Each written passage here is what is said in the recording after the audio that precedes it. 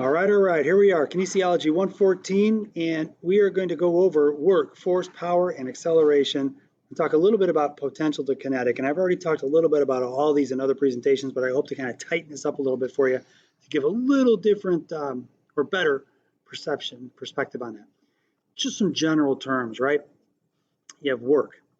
Work, when you look at this, if I tell you to go over there and push that boulder, and you go ahead and push the boulder 10 meters, you know you can take the weight of the boulder, calculate out just how much work it took to push that boulder from point A to point B. If the boulder is perfectly round and it's able to be rolled and the contact patch is very small, that's going to be very easy. It's going to take less work. If the boulder is kind of bigger and clunky like this thing and has a bigger surface area on the bottom and you're going to have more friction and can't roll it, that's going to be more work. And we can calculate that out, right, through a series of mathematical equations. Not in the context of this class, though. This is more about concept. So if I ask you to push that for 20 meters, that's more work. If the boulder is heavier, that's more work. If the boulder is super smooth and round, that's less work, right? So these are different things you can start to kind of wrap yourself around in terms of work. You look at power, it changes the context of pushing that boulder. If I tell you I want you to push that boulder as fast as possible, now we're talking power, right? Because you're pushing that boulder over 10 meters, that's well defined, and instead of taking as long as you want, that's a different equation. It's very analogous to somebody who does deadlifts versus power clean. Deadlifts, very much a strength-oriented exercise. You're hoisting that weight up off the floor. It's a crap ton of weight. You're pulling it up and locking out the hips and getting nice and tall. That's a ton of work. Yes, of course, there's power involved because there's a component of time, no doubt.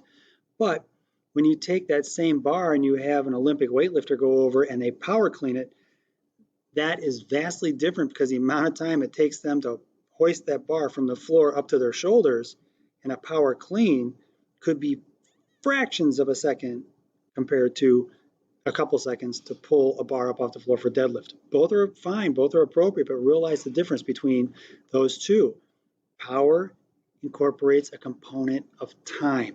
And as a result, because there's a component of time, that always incorporates a component of technique, right? Because every little technique error can be magnified when you start talking heavier weights and also when you start talking in the context of timing.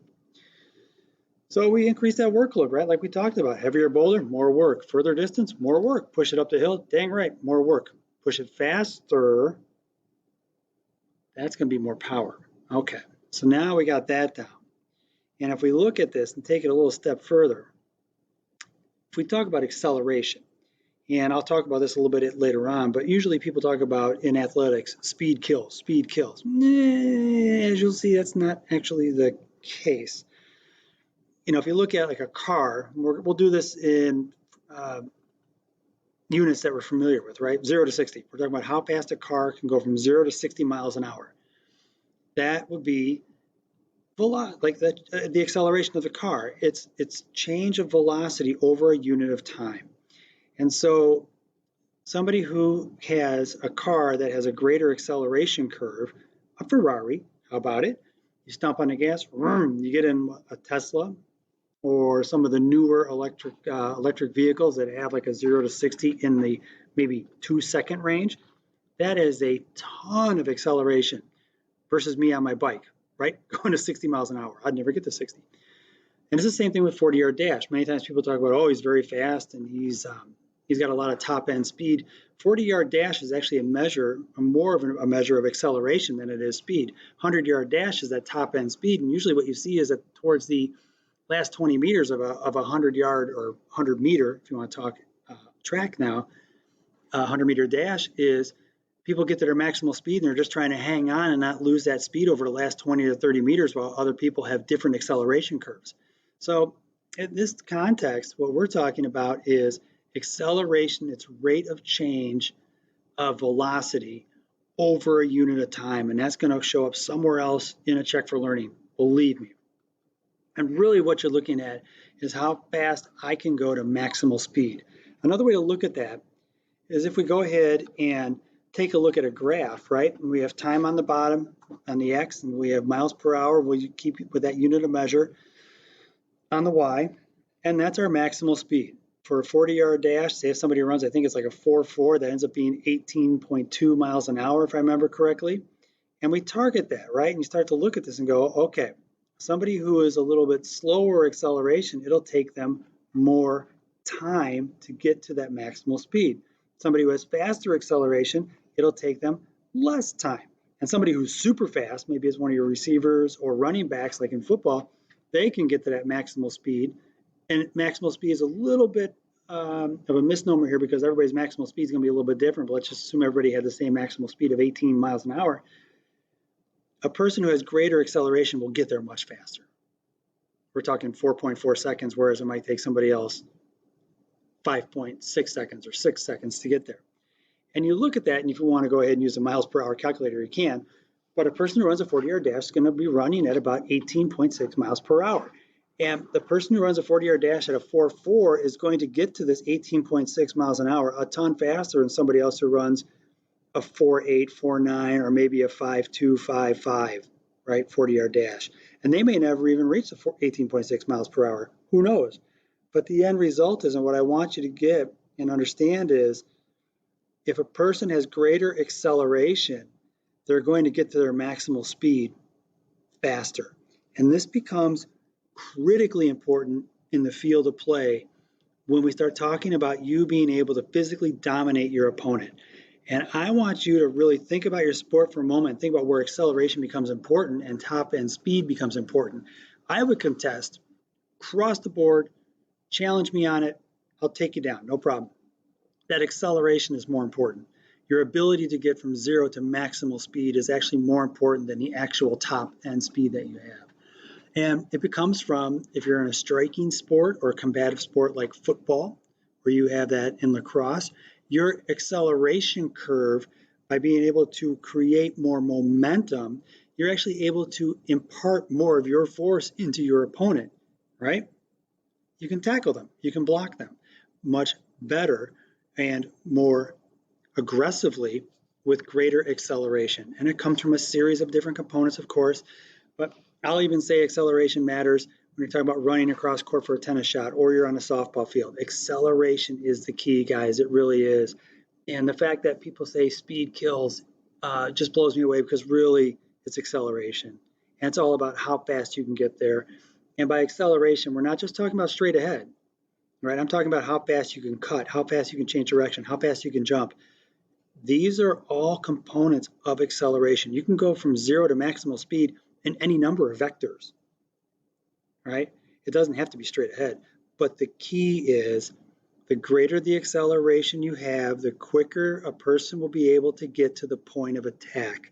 And that point of attack can be one-on-one confrontation in a combative sport. The point of attack can be striking a tennis ball.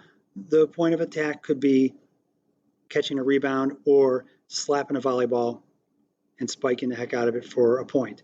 You kind of understand here where acceleration is key in all these different vectors. And it really plays itself out when you start to play sports against another person and you start talking the ability to accelerate. And you can accelerate your own body, but you also get better at evaluating your opponent's ability to accelerate, how fast they can move, how fast they can get from point A to point B, how quickly they can swing the bat around. That's another type of acceleration, right? Bat head speed, club head speed, those are types of acceleration. And you just get better at evaluating and understanding your own strengths and their own weaknesses. Now, the human body itself, it's made up of all these different cool things, right? You got bones, which are levers, a central nervous system, which is kind of like the hardwiring in the body, organs, which kind of make everything happen, and the muscles that make the movement happen. And you're really talking about the muscles imparting force on the bones to make the levers move. And the muscles themselves are very much analogous to like a rubber band. And when you make any kind of movement happen in your body, going from point A to point B, it's not singular. It's not like one muscle moves. You have a whole series of events that happen: to throw a baseball, to tackle somebody, to jump up for a rebound. And there's a constant cycle that happens all over the body with different variations to have potential energy that's stored up in the muscle become kinetic energy. And the best analogy and example I can give is when you look at this rubber band shot, they pull the rubber band back, it's potential, and when he lets go, he makes it kinetic. And this is what we do as athletes over and over and over again. Potential to kinetic. Elongate the muscle, contract the muscle. You impart force into the ground, you impart force into a ball, into a bat, a tennis racket. I don't care what it is. The key is there's a cyclical nature to this, and it's the ability to go from potential to kinetic to potential to kinetic. And one of the more important parts of this is being able to get back to readiness as quickly as possible, right?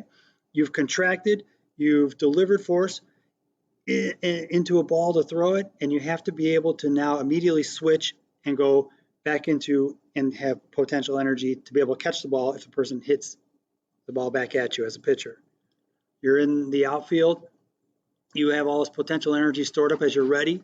Ball is hit, you go, you field the dang thing, and then you have this potential to kinetic to not only run and catch, but then to be able to load, pivot, turn, and then throw the ball and throw the person out at second base, right?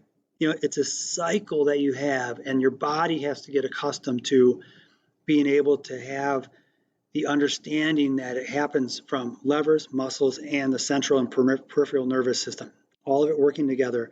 And that's what we do with a lot of these drills, guys. So when we're talking about these drills in this class, I mean, we're not doing these because we're trying to punish people. We do these drills because they have a purpose in taking people through potential to kinetic, and also to have some ability to ask the central nervous and peripheral nervous system to fire, and fire effectively and efficiently, right? That's the other part of this equation is we want you, and I personally want this too, as we go through and do these drills, you'll become more efficient, and that efficiency will allow you to be able to do more. And as you get better and better and better, you'll find that once you go through a couple weeks of these drills, you'll look back with fondness and go, wow, I was really kind of slow when I was doing that drill before, and now I'm blowing it right out of the water. That's what we want. All right, guys, I'm going to sign off and move on to my next presentation. Catch you later. Bye.